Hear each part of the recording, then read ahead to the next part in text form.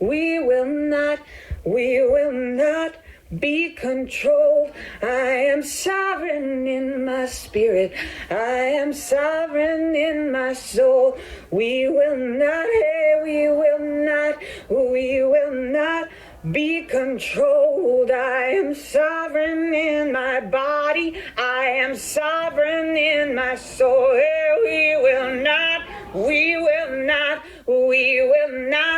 be controlled. Oh, I am sovereign in my body. I am sovereign in my soul.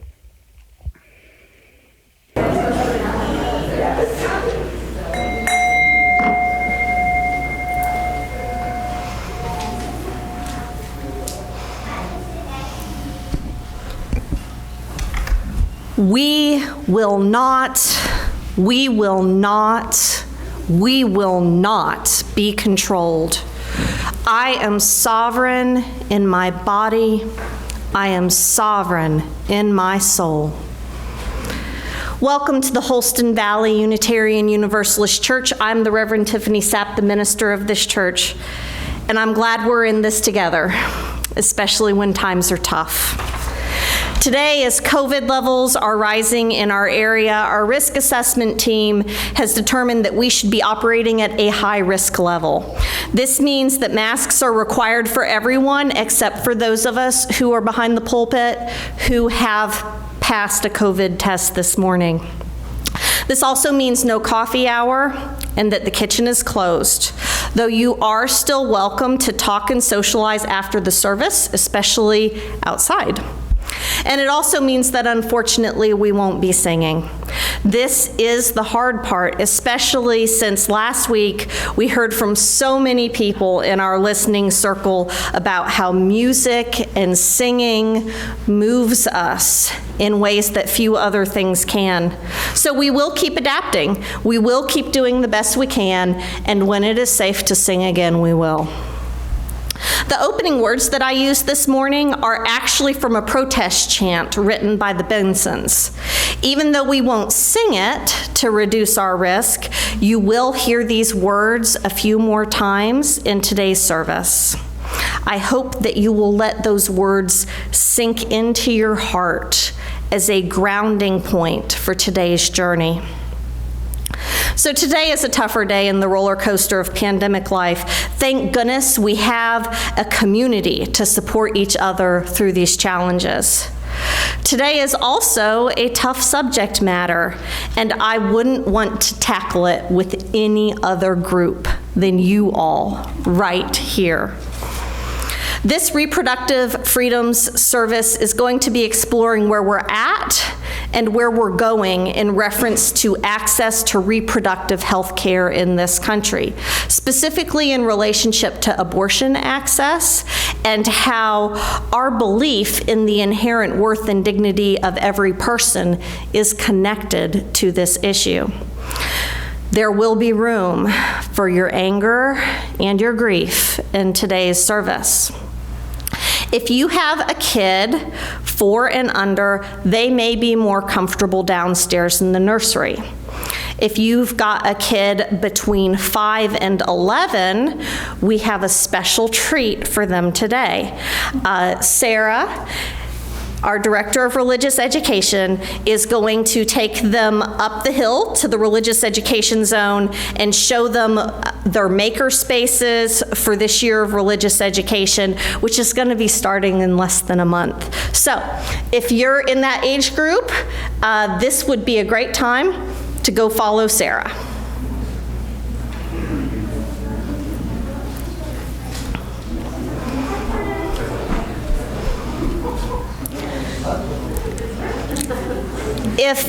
If a kid would feel safer and if a parent would feel safer staying here, that is also an option, but it is going to be a very adult subject today. And If you're an adult and you're not feeling especially ready to dive into this hard topic, that is okay too. We do want each of you to do what you need to take care of yourself today, and we recognize that because of life experiences, some people may not feel comfortable sitting through this service. If that's you, and you need to take care of yourself today by leaving, that is okay as well. You're still a valued part of this community. I am really pleased to have Cindy with me today as a co-facilitator of today's service.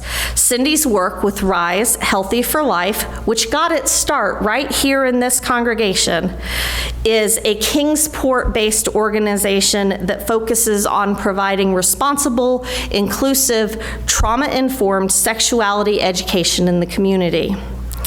Her work has made her our congregational subject matter expert on matters connected to reproductive freedoms.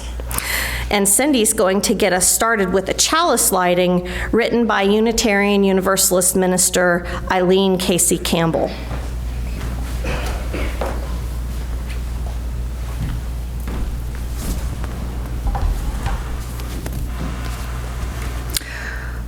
I never heard the word abortion in church when I was a child. So many Sundays I listened to cis men who tried not to come within 10 feet of a uterus, who had themselves made a choice, a vow, to parent no children, preach from the towering pulpit about protecting life, and they didn't say the word, but we all knew whose lives they meant to defend. I read in the weekly bulletin editorials demanding respect for the unborn, written by the Knights of Columbus.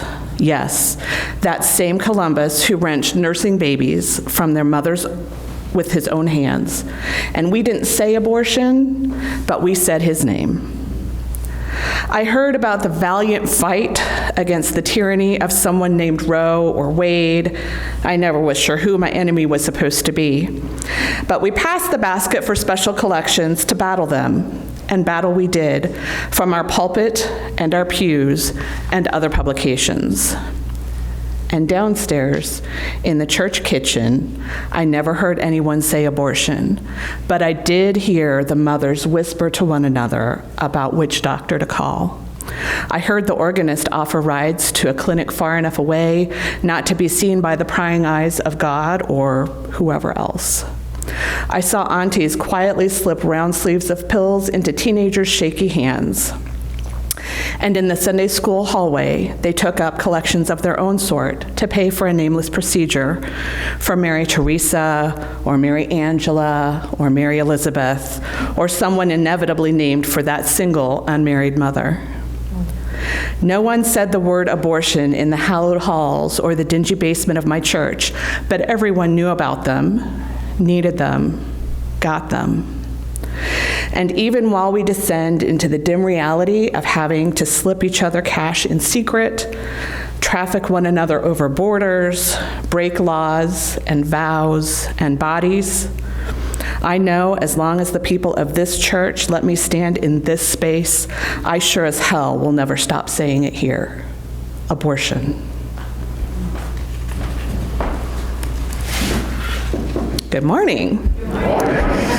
I am Cindy, your co-facilitator today at Wholesome Valley Unitarian Universalist Church. We welcome you, old friends and new, young and old, online and in person. You are an essential part of our gathering today. Whether today is your first or your 1000th Sunday with us, we are stronger because of your presence. We are one people of many beliefs, many origins, many sexualities, many genders. We are all growing, all learning, and all loved. Just as you are welcome here. Please remember to mute or turn off your cell phones, not to sit in this section here if you are wearing perfume or scents of any type, and to look for people's wristbands so that you can respect their distancing needs. I did not put mine on. I'm open for anything. We invite you to take care of yourself today by breathing deeply, by holding a friend's hand if you want to step away if you need to, and know that you are being held in care as we seek our sovereignty.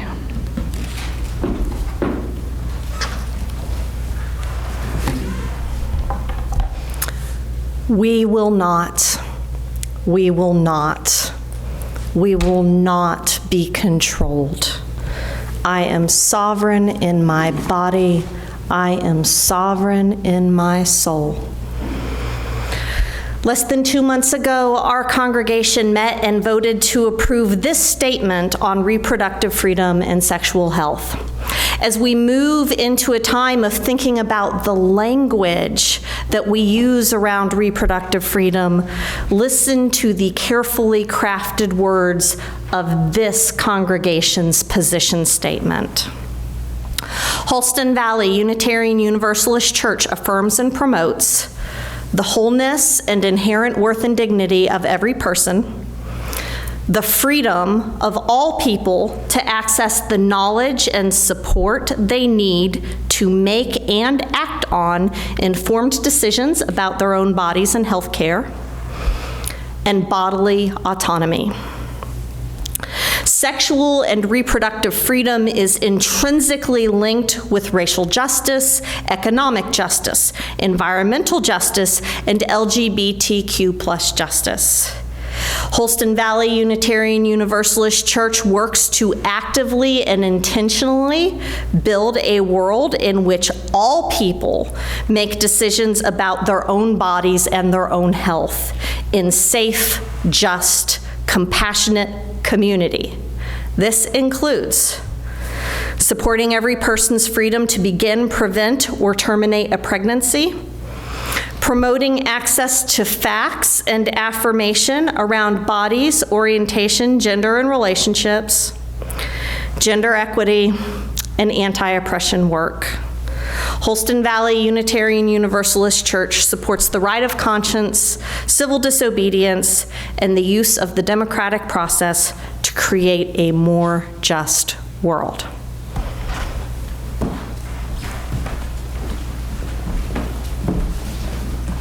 So, it's been quite a summer, and today we're talking about many different aspects of the Dobbs decision: abortion, principles, and ethical action. Before we get started, I'd like to talk a little bit about language. We've heard a lot of language about these decisions, and it's not the bad language that I'm here to talk about, but rather the harmful ways of framing the narrative. We've heard abortion is controversial, it is sticky, and even for proponents of a pregnant person's right to choose, abortion and the language around it can be very confusing, and it can cause harm. Harm to pregnant people who are not women. Harm to women who can and cannot get pregnant. Harm to folks who aren't women by distancing them from this issue.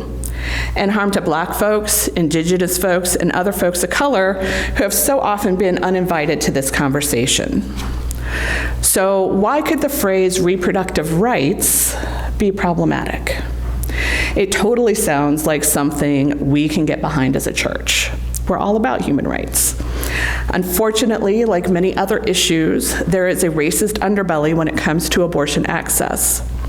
Reproductive rights is a term historically used by middle and upper class white women seeking to work within established systems to secure their own rights. When people of color protested that the system didn't work for them, they were silenced and dismissed by many white movement leaders. In 1994, 12 Black women who recognized that white cisgender women did not represent their interests developed a new, more inclusive, more just way to approach birth, life, and abortion: reproductive justice. The framework of reproductive justice affirms the human right to maintain personal bodily autonomy, have children, not have children, and parent the children we have in safe and sustainable communities. It is more than abortion. It is gender. It is orientation, family status, and healthy communities. It is access to healthcare, access to resources, access to safe communities, and access to transformative justice. It is is freedom. Freedom to make choices about our own bodies, freedom to define ourselves, freedom to have kids or not have kids, to continue a pregnancy or not continue a pregnancy. It is recognition that systems in the U.S. are inherently biased, recognition that people of color live under greater scrutiny, face greater stigma, receive fewer resources, and live more dangerous lives. We honor the courageous, principled people who developed the reproductive justice framework. Many of us here, though, are white, and we should not claim this framework as our own. We can affirm and promote the work and remember to share the history of it. We can strive to fulfill the tenets of reproductive justice, absolutely, and we do not get to claim reproductive justice as our movement. So what language should we use? Well, it's not an easy answer, and it's going to change as social justice movements evolve.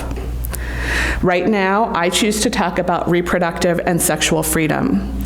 We all should be free to make decisions about our own bodies, our own lives. That's bodily autonomy, and it includes being who we are at our most authentic, how and whether and with whom we choose to be in relationship, whether and how we have sex, whether and when to have an abortion or to have children. Abortion is not a women's issue. Abortion is not a luxury. Abortion is not someone else's problem. Abortion is basic critical health care. Abortion is social justice. Abortion saves lives. Abortion.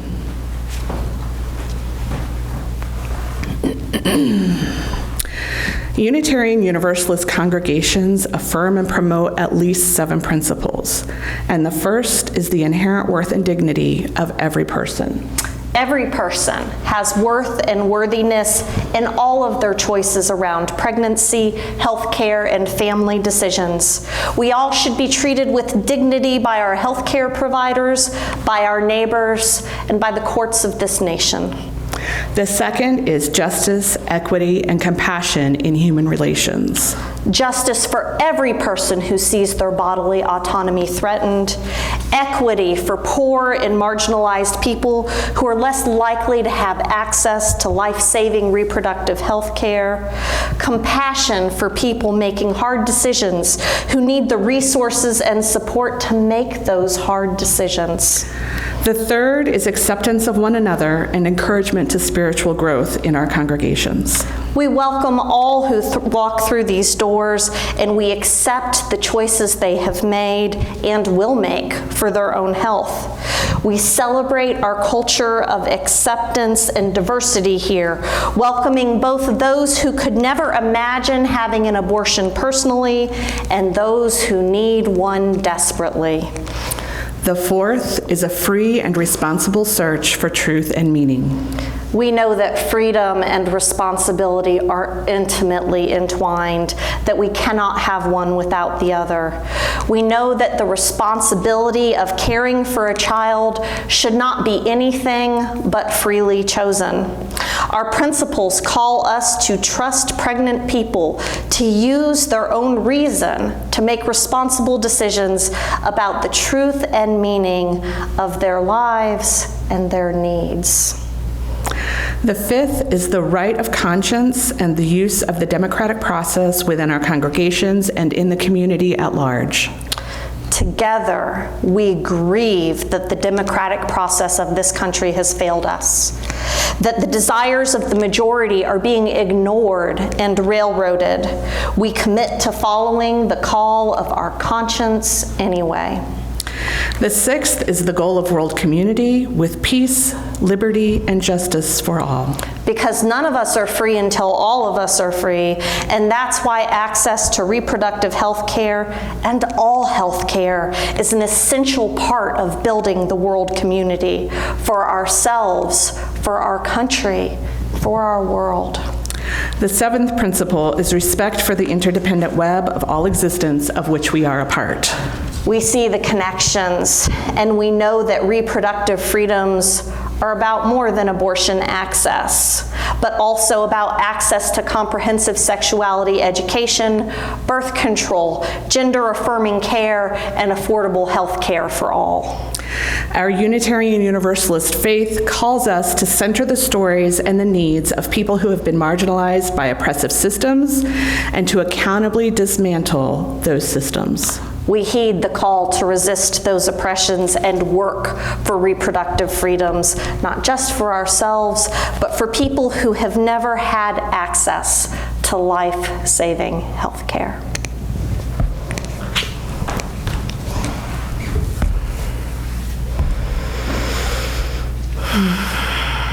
It's a lot. Let's take a deep breath.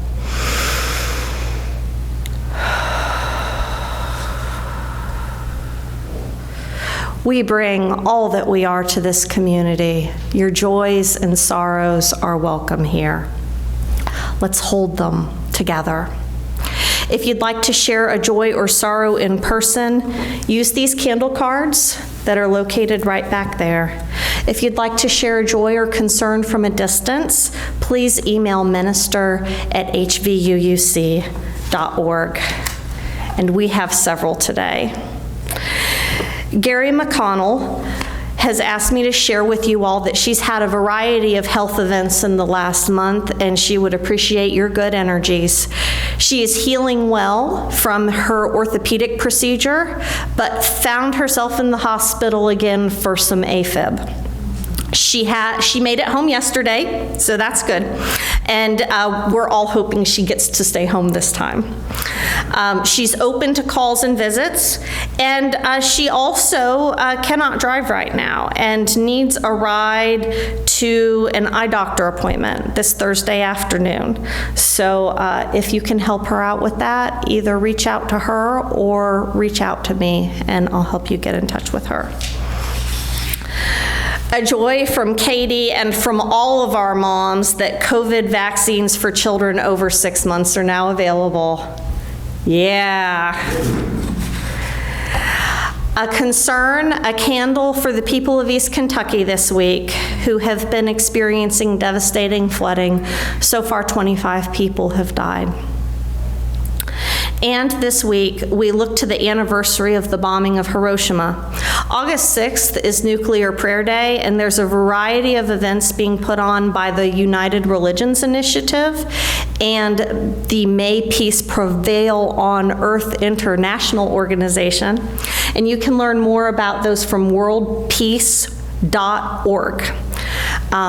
Whether you participate in those events or not, I hope you will say a prayer or send some energies for peace this week as we remember the devastating cost of war. Today, I invite you to join me in a practice of breathing and relaxing our bodies as a way of inviting our whole selves to find some moments of peace. Breathe slowly and deeply, in and out. Anywhere that you notice tension in your body, imagine that you are breathing into and out of that specific place, and feel the tension slowly leave your body as you breathe out.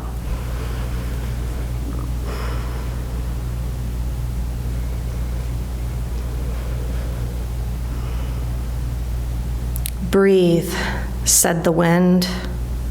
How can I breathe at a time like this when the air is full of the smoke of burning tires and burning lives? Just breathe, the wind insisted. Easy for you to say if the weight of injustice is not wrapped around your throat, cutting off all air. I need you to breathe. I need you to breathe. Don't tell me to be so calm when there are so many reasons to be angry, so much cause for despair. I didn't say to be calm, said the wind. I said to breathe. We're going to need a lot of air to make this hurricane together. Breathe in love for yourself. Breathe out love for the world. Breathe in hope wherever you can find it. Breathe out hope that together we can do this. Breathe in sovereignty. Breathe out sovereignty for all. And breathe in peace. And breathe out peace. If you want a candle to be lit for yourself, a loved one, or a situation close to your heart, I invite you to make that request by standing or raising your hand when loving kindness plays, which will happen in just a moment. I will acknowledge each of you with the motion of my hand, and then you may sit down or lower your hand after I acknowledge you. Today, while James plays, let this be a meditative time. Hum rather than sing, but let those words that we repeat every week be present in your heart anyway. And we light our first candle for you who are not in the building, but are ever in our hearts and minds.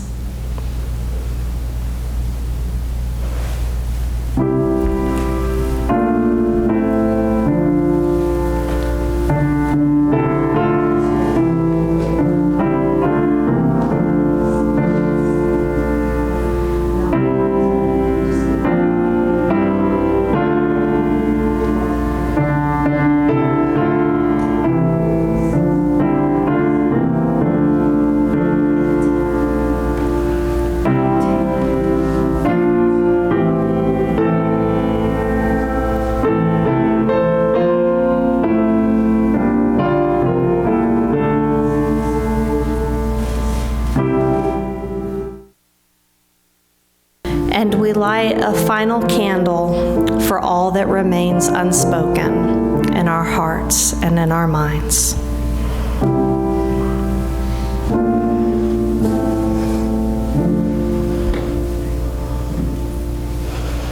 It's a fifth Sunday, and that means that we're having a special offering today. It is vitally important to us that as a congregation we don't get turned overly inward, but look out to the world and support organizations that are building the world community that we're a part of. This quarter, Tri-Pride is our beneficiary. And we would like to invite Mark McDavid to come up and say a few words about the organization that we are supporting. At the end of the service, you will have a chance to support Tri-Pride by putting your donations in the white envelope in your bulletin.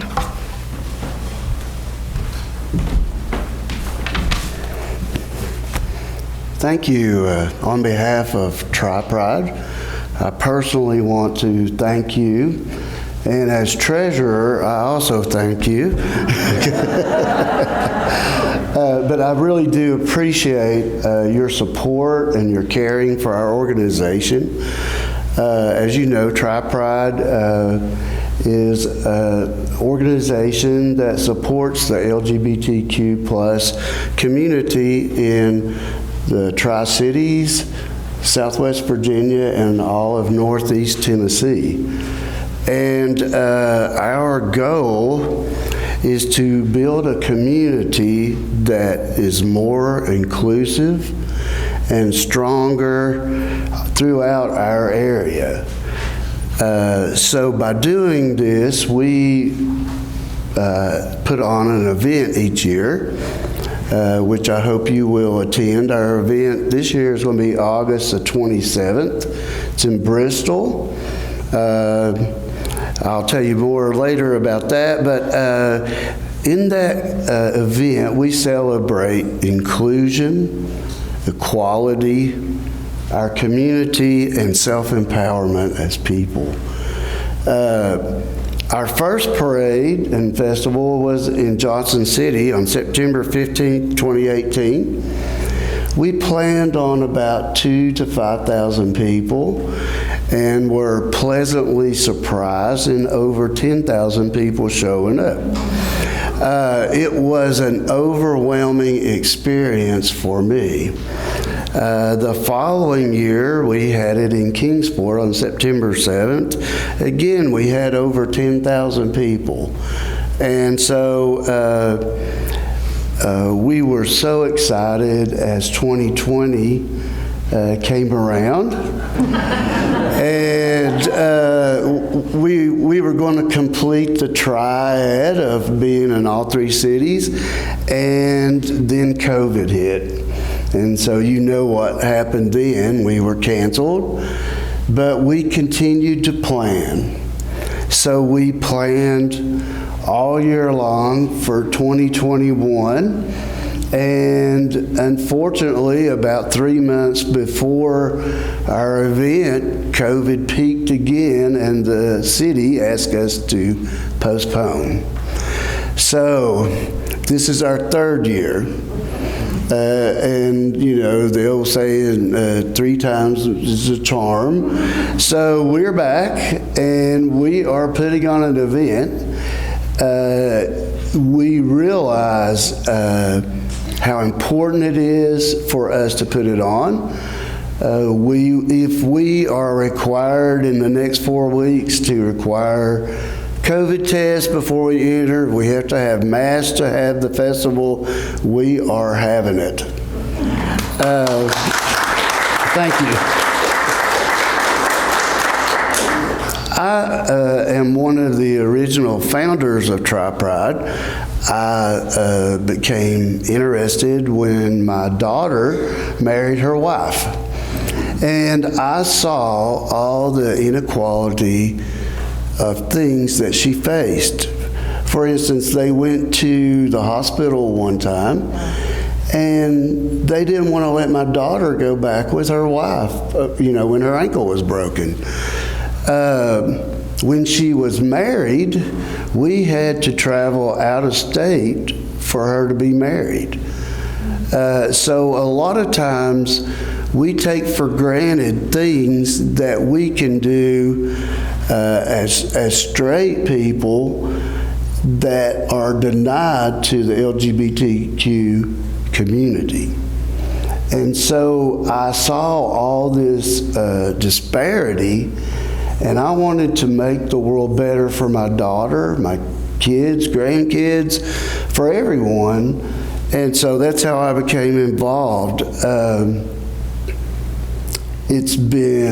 I have seen great progress, but I have also seen things go back.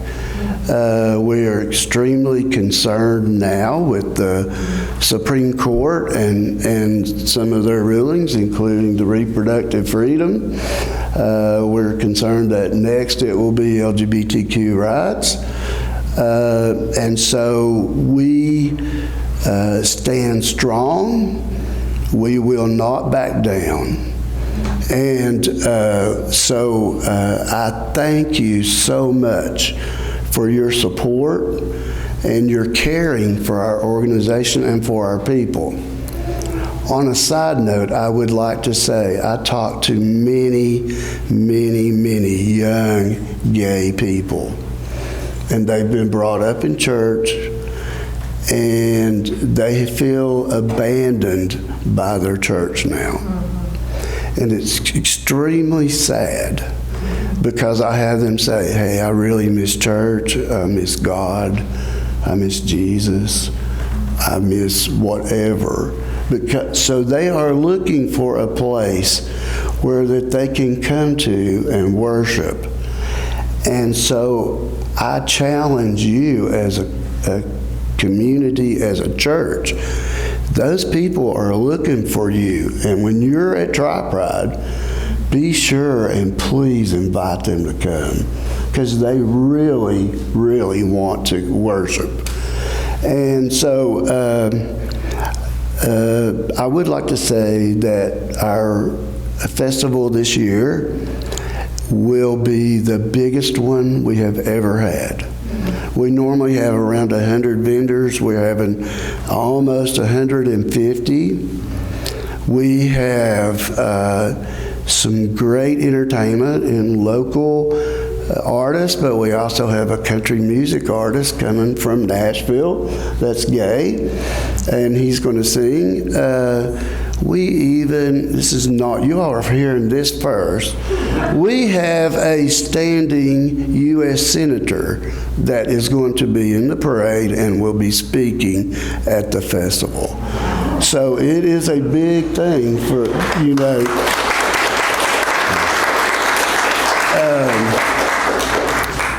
it potentially, for me, it's the first Pride in the United States ever to be held simultaneously in 2 states. I would like to recognize Bristol in that they have been extremely helpful. They want us to have that there. Where, let's say in the past, some of the cities have treated us somewhat different and had additional requirements for us to meet, Bristol is treating our organization no different than Rhythm and Roots or Bristol Motor Speedway or whatever. And so now we're beginning to see some equality, and I'm really appreciative of them for that. I had a whole 6 pages of things to say, and I immediately went off script. But again, I really appreciate you all. I appreciate your stand.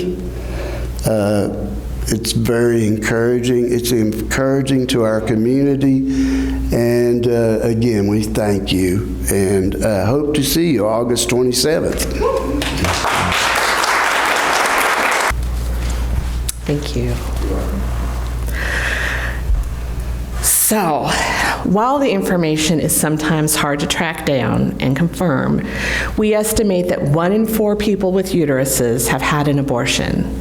That means we all know someone, actually many someones, who have had an abortion, whether we know it or not. People have sought out this care for a variety of reasons, and we're going to highlight a couple of their stories. This is the story of Kazembe in Texas. As a Black trans man, my abortion experience was not easy, but it saved my life.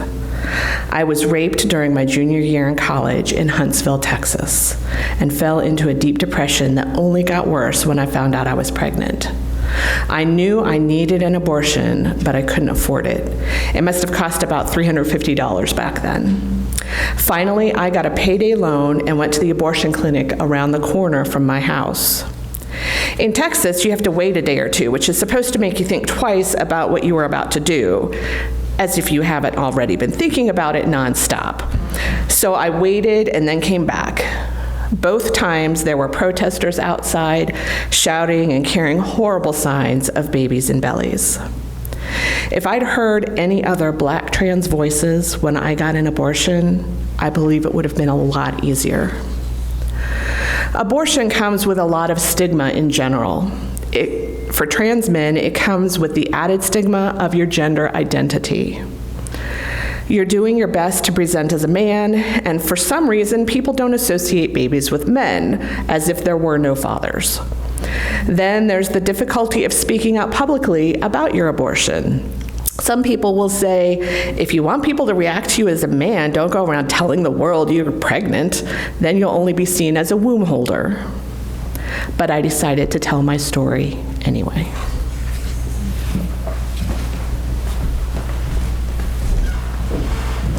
This is the story of Brittany in Washington, D.C. In August 2012, I just graduated from college, started my professional career at a government agency, and moved in with 3 roommates. I also found out I was 2.5 months pregnant. I already knew what my decision was. I used my choice and decided to terminate my pregnancy. I went to Planned Parenthood in D.C. with my partner. In the waiting room, I felt like I had inflicted a self-derogatory mark or a scarlet letter because I was getting an abortion. In my case, I knew being a parent wasn't for me at the time. I wanted to pursue my career, be a more established parent, and couldn't afford a child. As I aligned in one mind to say, I am furious. My president, lifted by roses, screams like Morrigan on the pillar, weeps like Mary at the foot of the cross. An eighth of our history named waste, and the shape of fire on my tongue from her lungs loud, furious. I am 33 years young and have never known a day under the sun where a person with a uterus couldn't get care. Is the sun real when it can't be seen? I stare through the empty blue of a northwestern sky, asking, are you up there? I am furious. God wears ashes on her robes today, silent, so I wear sweat on mine, until such a time as freedom washes me in rain, till trigger laws jam and we make a culture change, and so we go, move by move, blow by blow, till the tyrant knows you cannot stop God's fury when she flows.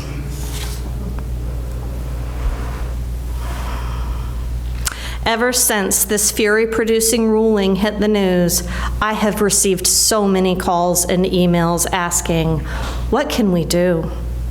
And my friends, there is so much that we can do. I'm going to outline a few starting points for us with gratitude to Lenore Huss, Rise, and Side with Love for doing so much of the pulling together of this information. The first thing we can do is learn, and we have been doing that today, learning the language, the laws, and the complexities of a person's experience with reproductive freedoms in 2022, and realizing how different things are from 1972. Like how the proliferation of modern communications options makes it easier to share information, but also easier for confidentiality to fail.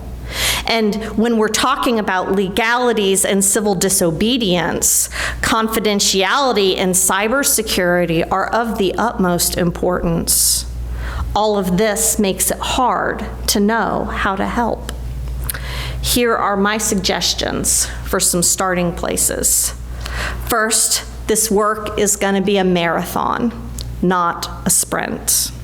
That means that training, education, planning, and strategizing are vitally important. It also means that we must protect ourselves and each other from burnout. There are people in every state who have been doing this work for a long time, and we here do not have to invent or lead anything. There are people who have done the training, educating, planning, and strategizing for decades, because abortion access did not become a problem this summer. Access has been a problem for so many people for such a long time, and the less privilege you have, the less access you have, and it has always been that way. The folks who have been doing this work all along have been getting a lot of panicked phone calls from people wanting to help. It will take them some time to integrate volunteers into their systems, and it will also take some time for them to adjust to the changing legal landscape. So breathe. Take care of yourself and your energy, and respect each other's boundaries, especially the boundaries of the people who have been doing this work for a while already and are going to try to figure out how to integrate the rest of us into it. And we will do all the learning we can in the meantime. One way you can work on that learning piece is to visit the Guttmakers Institute website. You'll get that later. That gives an interactive map that outlines each state's abortion restrictions and protections. This is really important since it's now a state issue. It didn't surprise me to learn that Tennessee is very restrictive. Which reminds me, involving yourself in local politics is another way to make a difference since it's a state issue. North Carolina next door is less restrictive, but still not great. Illinois and Maryland are the states closest to us that are somewhat protective of abortion access. We'll be sharing links to the Guttmachers Institute website and many other resources in our e-news this week. And if you're not signed up for e-news, you can sign the guest book and check the little box that says you want e-news. In there will also be a link to abortionfunds.org. These are the folks who have been doing the work, and they need financial support more now than ever. So take some time to check them out and donate if you can. There were at least 6 different groups listed under Tennessee on abortionfunds.org. And there are actually a significant number of ways that congregations can help, and I am receiving that training right now. Often, what we cannot do individually, we can do together, which is a big part of why a lot of us are here. The list of what we can do is huge, from legislative advocacy to civil disobedience, from fundraising to teaching our whole lives sexuality education. There is a lot we can do as a congregation. We've already made a powerful positioning statement that you've already heard, and so now it's time for us to figure out what we as a congregation want to do, which we can do by assessing the capacity of our resources and our congregation's capacity for risk. Risk and resources is what it's all going to come down to, and that's something we have to figure out together. Side with Love, who's training me right now, has a spectrum of possibilities from low risk to high. So it's not like if we're not 100% risk tolerant, there's nothing for us to do. That's not the case. But we do have to figure out what our risk tolerance is so that we can then figure out the work that we want to do. On Tuesday, August 23rd in the evening, I would like to meet on Zoom with any of you all who want to have this risk and resource conversation with me. If you feel like this is your work to do, definitely come, recognizing that I know not everyone can do this work.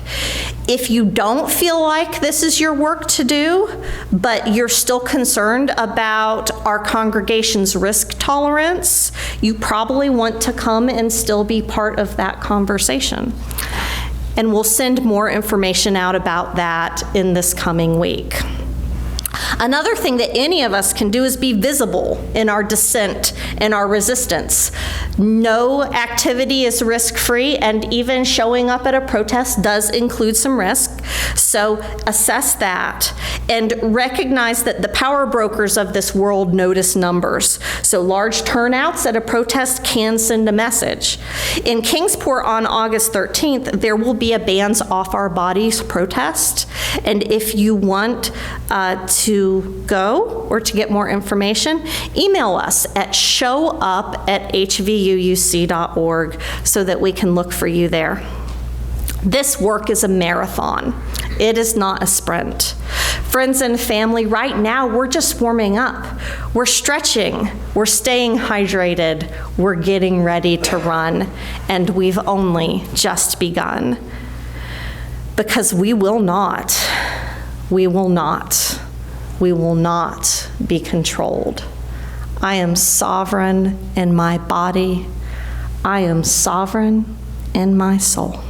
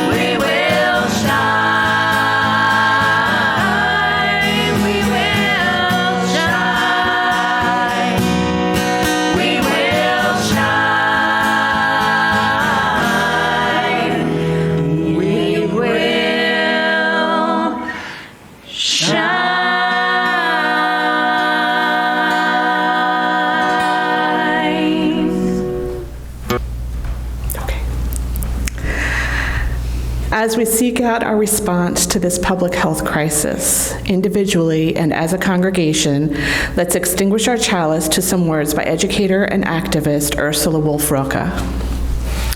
It can be overwhelming to witness, experience, take in all the injustices of the moment. The good news is that they're all connected. So if your little corner of work involves pulling at one of the threads, you're helping unravel the whole darn cloth. We thank you for being with us today and hope that you're giving some thought to how you want to be part of this community that works together. We will not be having coffee hour today, as Tiffany said, or any day while we're at high, but you're welcome to linger and socialize, especially outside on the deck.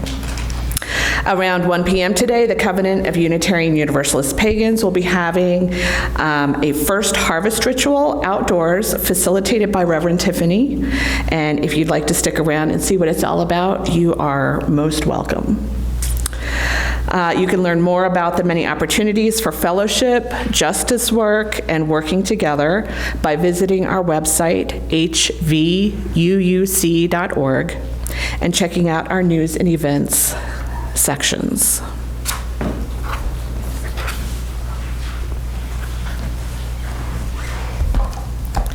Thank you for being with us today. First time I haven't gotten us out on time, I think, so I apologize for that, but I think it was worth it. It is such a gift to have you with us today, and I hope you will join us next week when our Hospitality Covenant group will share their thoughts on hospitality as a spiritual practice. Next time you come visit us in person, I hope you'll bring some donations to the local food pantry. We have a big tub out front when you come in, and we're happy to receive whatever you've got. And thank you so much for your generosity and your care for this community. We've heard a lot about Tri-Pride, and we are still looking to find volunteers for marching and for a booth. So if you would, and you can even bring your well-behaved dog with you. So please contact the Social Justice Committee or Dottie Blades to sign up for this great event. And thank you again for donating to Tri-Pride. Here's our benediction. We will not be controlled. We are sovereign in our bodies. We are sovereign in our souls. These words of protest have grounded our time together today, and I hope that they reverberate in your body, your heart, your mind, and your spirit. I hope that when you feel like others are trying to take away your sovereignty or control of your body, that you will claim the deep truth that deep inside you have a perfect and untouchable sovereignty. I hope that when you are called to take a risk for someone who needs it, that you will find the right risk for you, your situation, and all the resources you need. And remember that we will not be controlled. You are sovereign in your body. You are sovereign in your soul. May it be so. Amen, and blessed be. With gratitude for your flexibility and your community spirit, we're going to close our time together by passing the offering plate.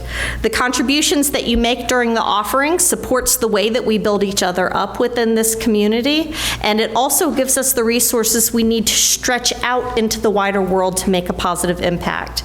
If you're making a pledge payment, please mark it as such. Your Tri-Pride offering should go into that white envelope that's in your bulletin so that we can know that that's for Tri-Pride and not for the church. Thank you so much for your support, and thank you to James for being willing to shift gears so quickly and play us an instrumental piece instead of a hymn for our offering. Be well, y'all.